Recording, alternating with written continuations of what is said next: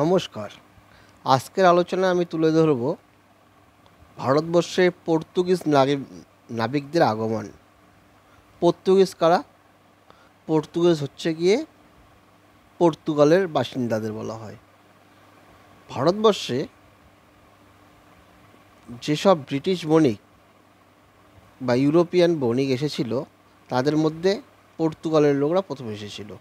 Portuguese নাবিক Vasco da Gama 1498 খ্রিস্টাব্দে দক্ষিণ ভারতের কালিকট বন্দরে এসে উপস্থিত হন। বাণিজ্য অধিকার হাতছাড়া হওয়ার ভয়ে ভারতীয় আরব বণিকরা ভাস্কো দা গামার বিরোধিতা করে।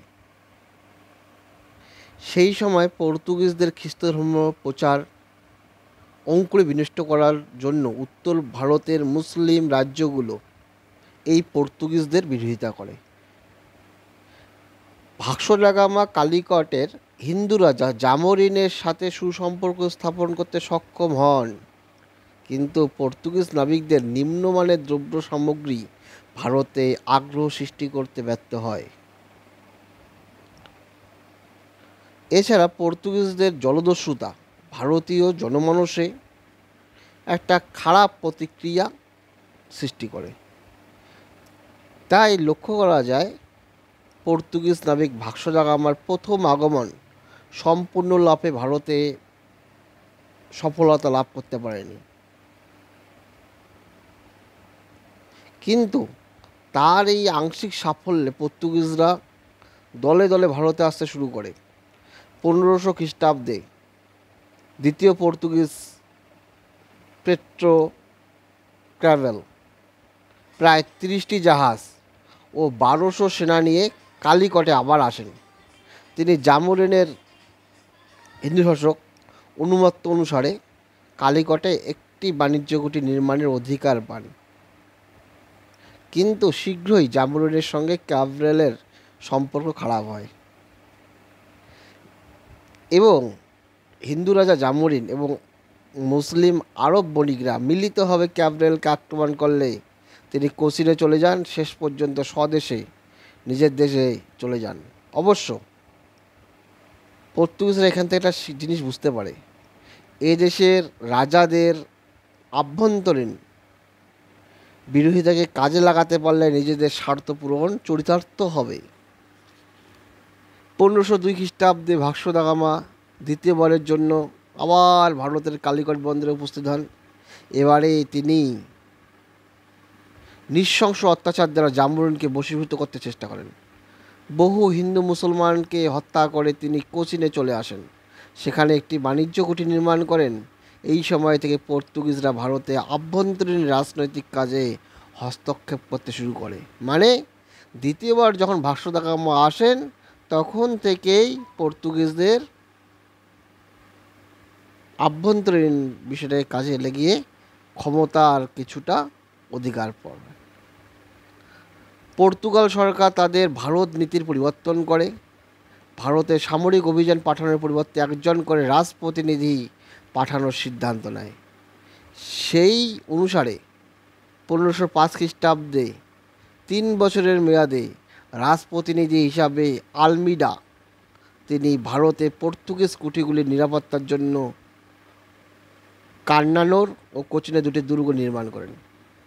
ভারতের সাম্রাজ্য স্থাপনে তিনি পক্ষপাতী ছিলেন না, কিন্তু পরবর্তী প্রতিনিধি আল বুকার যিনি 1509 খ্রিস্টাব্দে আসেন, তিনি স্থায়ী সাম্রাজ্য গঠনের লক্ষ্য নিয়ে ভারতে আসেন। সামরিক শক্তি দ্বারা গোয়া 1510, মালক্কা 1511 এবং অরমুজ 1515 খ্রিস্টাব্দে দখল করে ওই সব স্থানে পর্তুগিজ শাসনের সূচনা করেন। তাহলে ভারতে পর্তুগিজ শাসনের সূচনা হচ্ছে আল বুকাকের সময় থেকে। কালক্রমে তিনি দিউ থেকে বাংলার হুগলি পর্যন্ত বহু স্থান পর্তুগিজদের দখলীভূত করেন। ভারতে পর্তুগিজদের ক্ষমতা স্থাপনের প্রধান নায়ক ছিলেন এই আলবুকার। তিনি এ দেশে পর্তুগিজদের ক্ষমতা সুদৃঢ় করতে তাদের মর্যাদা বৃদ্ধি করতে সক্ষম হন। এই জন্য তিনি ত্রিমুখী নীতি নেন। প্রথমত দুর্গ নির্মাণ, দ্বিতীয়ত স্থানীয় রাজাদের ভীতি প্রদর্শন, তৃতীয়ত স্থানীয় নারীদের সাথে পর্তুগিজদের বিবাহে উৎসাহিত করাকে সমর্থন করেন। এই আলবুকার প্রশাসক হিসাবে ছিলেন বিচক্ষণ, কিন্তু এই পর্তুগিজরা ভারতে খুব দ্রুতই দুর্বল হয়ে পড়েন। অল্পকালের মধ্যে গোয়া, দমন, দিউ ছাড়া সমস্ত অধিকৃত অঞ্চলে পর্তুগিজদের হাতছাড়া হয়ে যায়। ভারতে পর্তুগিজদের পতনের ও বিফলতার অনেকগুলি কারণ লক্ষ্য করা যায়। প্রথমত, বিজয়নগরের হিন্দু রাজবংশের সঙ্গে মিত্রতার সূত্রে পর্তুগিজরা ভারতে নিজেদের ভিত গড়ে তুলেছিল। কিন্তু ১৬শ শতকের মধ্যভাগে বিজয়নগর সাম্রাজ্য ধ্বংসপ্রাপ্ত হলে পর্তুগিজরা ভারতে তাদের অবলম্বন হারিয়ে ফেলে। এটা প্রথম কারণ। দ্বিতীয়ত, এদেশে পর্তুগিজদের শাসন ব্যবস্থা অনেক ত্রুটি ছিল। পর্তুগিজ কর্মচারীদের মধ্যে আনুগত্যের অভাব ছিল। আলবুকাকের পরবর্তী রাজপ্রতিনিধিগণ ছিল দুর্নীতিগ্রস্ত, তার মতো বিচক্ষণ ছিলেন না। পরন্তু কর্মচারীরা ব্যবসা বাণিজ্যে অংশগ্রহণের ফলে প্রশাসনে দুর্নীতি প্রবেশ করেছিল। তৃতীয়ত, সামাজিক ও ধর্মীয় কারণে পর্তুগিজরা এদেশে দ্রুতই জনমানুষে বিরূপ প্রতিক্রিয়া হয়েছিল। মিশ্র বিবাহ রীতির ফলে যে মিশ্র শ্রেণীর উদ্ভব হয়েছিল তারা পর্তুগিজ না ভারতীয় কারো কাছেই গ্রহণযোগ্য ছিল না। তাছাড়া এই শ্রেণীর সামরিক দক্ষতাও বিশেষ ছিল না। ভারতবাসীর ধর্মীয় অসন্তোষ ছিল আরও তীব্র। হিন্দু নারীদের জোরপূর্বক লুণ্ঠন, বিবাহ, ভারতীয় বন্দী করে বিক্রয়, জোরপূর্বক খ্রিস্ট ধর্মের ধর্মান্তরীকরণ, মঠ ও মন্দির ধ্বংস প্রভৃতি কাজ পর্তুগিজদের ভারতবাসীর কাছে ঘৃণার চোখে পরিণত করেছিল। এছাড়াও ১৫৮০ খ্রিস্টাব্দে পর্তুগাল স্পেন সাম্রাজ্যের অন্তর্ভুক্ত হয়। এতঃপর ভারতে পর্তুগিজ উপনিবেশ রক্ষার ব্যাপারে স্পেনের কোনো আগ্রহ ছিল না। ফলে এদেশে পর্তুগিজরা সরকারি সাহায্য থেকে বঞ্চিত হয়। পরিশেষে বলা যায়, ওলন্দাজ ও ইংরেজ বণিকদের সাথে প্রতিদ্বন্দ্বিতা করার মতো নৌবল পর্তুগিজদের ছিল না। এইভাবে ভারতে পর্তুগিজদের আগমন এবং পতন সূচিত হয়েছিল। ধন্যবাদ।